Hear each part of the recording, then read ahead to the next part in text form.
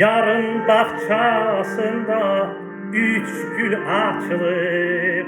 Al gül, kırmızı gül, bir de sarı gül, bir de sarı gül, bir de sarı gül, mangadan alım.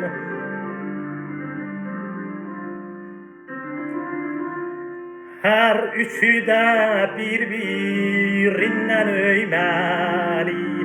Al gül, kırmızı gül, bir de sarı gül, bir de sarı gül, bir de sarı gül.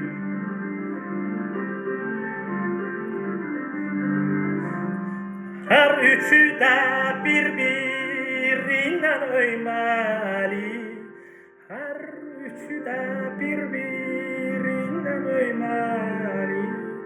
Al gül, kırmızı gül, bir de sarı, bir de sarı gül, bir de sarı gül.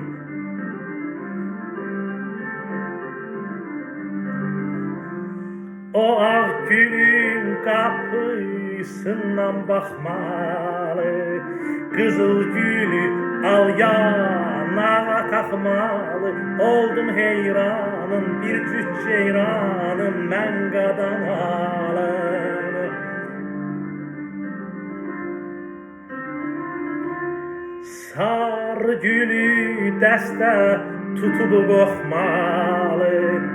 Al gül, kırmızı gül, bir de sarı, bir de sarı gül, bir de sarı gül.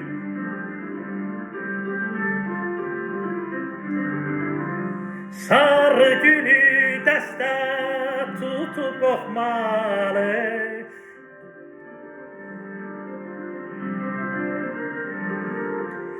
Al gül, kırmızı gül, bir de sarı, bir de sarı gül, bir de sarı gül.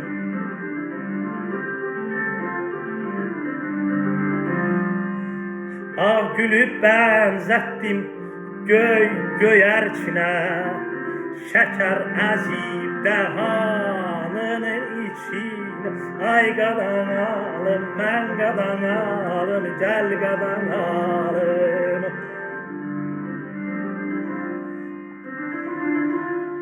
Hüseyin müştaq olup gülün üçüne.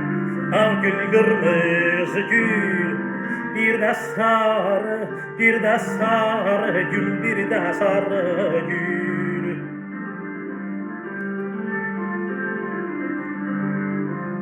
Hüseyin müştaq olup gülün üçüne. Hüseyin müştaq olup gülün üçüne.